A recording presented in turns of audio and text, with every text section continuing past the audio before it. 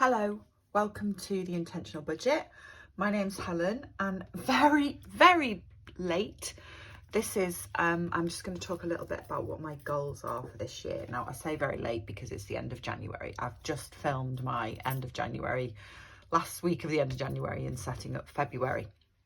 I did film this kind of earlier in the month, but it was so long that I never posted it. And actually, I'm glad I didn't, because a couple of things, I think when I filmed it, I'd done it in a rush, and there's a couple of things that I've thought about since that have changed a little bit. So maybe that's a good thing.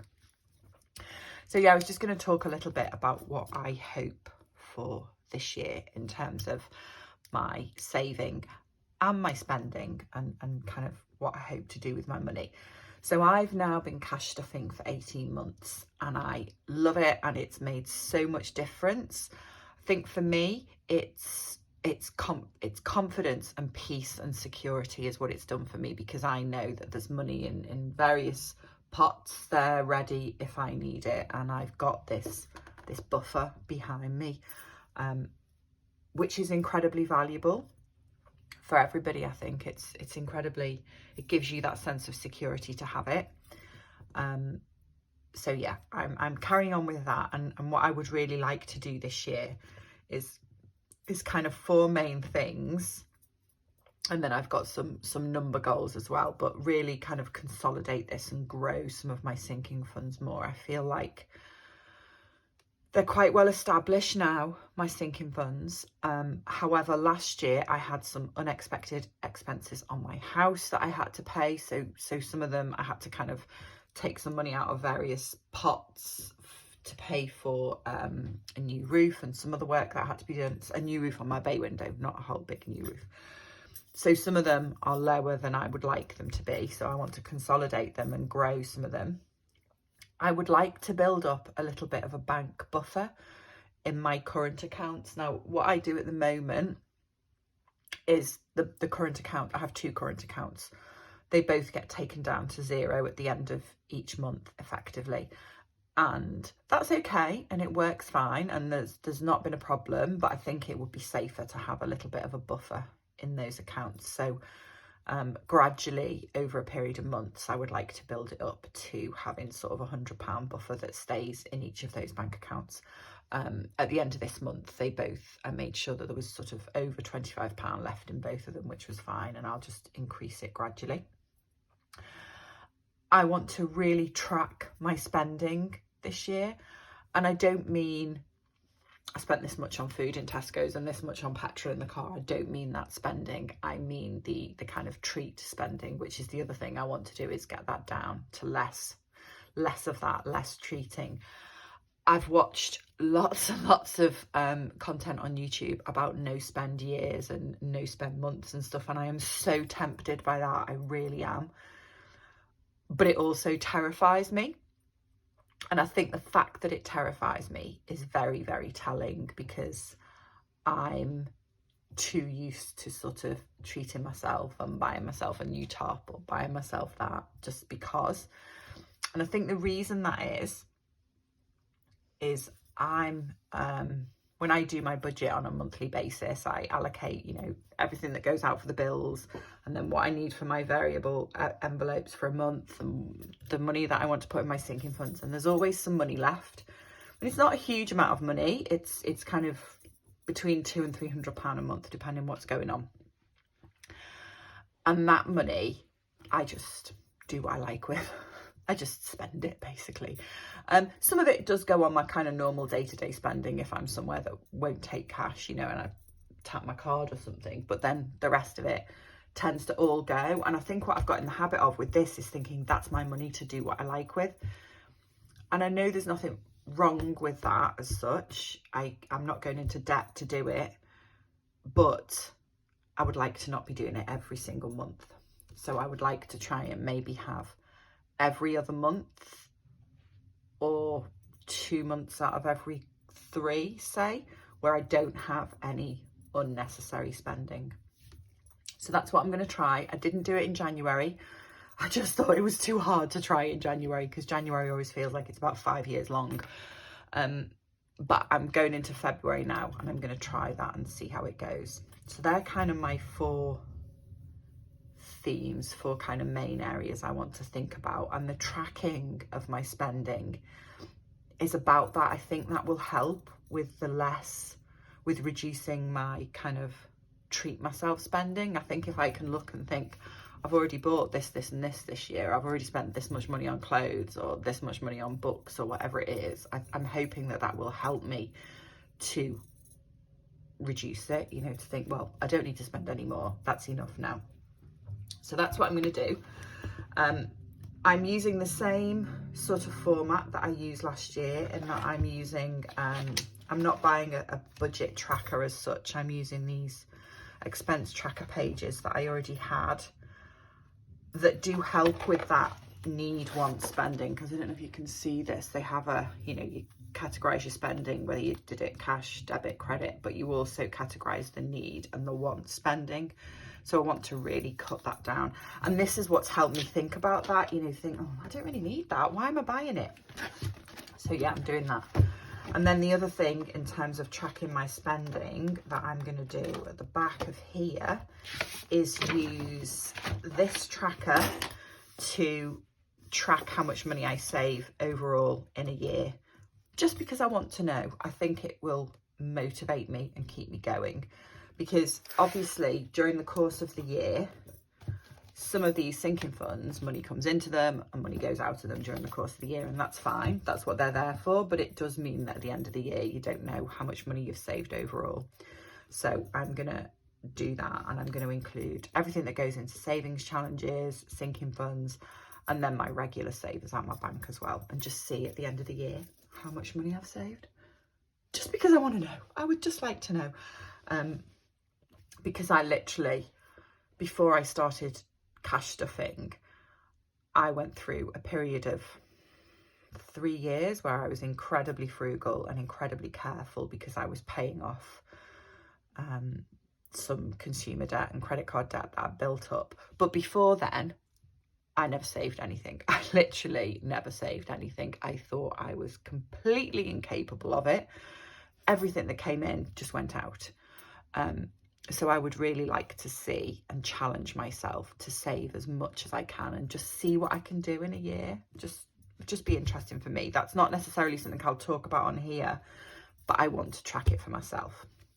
So in terms of my sinking funds and what I would like to save in them, I'm not setting a goal for them all.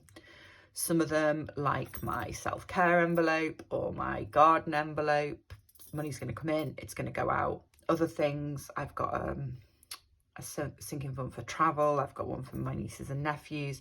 Again, I'm not going to set goals for those. I'm going to put money in when I can and just let them build up, but they're not, they're sinking goals that I want to have, rather than sinking goals that sinking funds rather, that I consider to be more essential, that I have a goal for them. So the more essential ones, I've set a goal for my annual bills sinking fund for £1,200 for the year. That's the same as it was last year. I put £100 in every month, and that pays a couple of my insurances in full, so I don't have to pay them on monthly, so that's fine. And then my vet bills, I would like to get that up to £1,000 by the end of the year. Now, let me have a look and see what it's at now. Obviously, I know, again, money's going to go out of that during the year. Let's hope not too much, but there's £630 in there now. In theory, if everything goes okay and the dog's fine, it shouldn't be too hard to get that to over 1,000, but we'll see.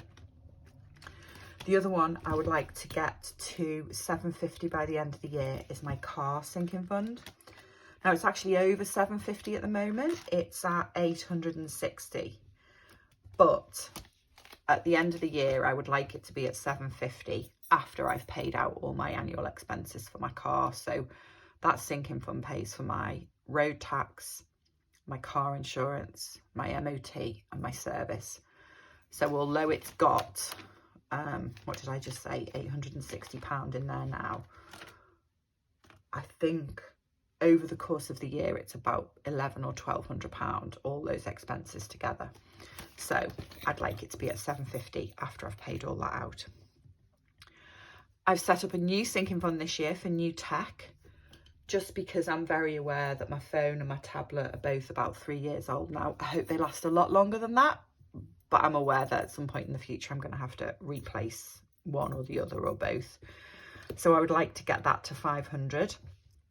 My Christmas sinking fund isn't one that sits in here. I have it, it's just a separate bank account, and I transfer money every month. And I would like the goal to that, for that to be 1,000. That's what it was last year. I actually have had a Christmas sinking fund for about 4 or 5 years now.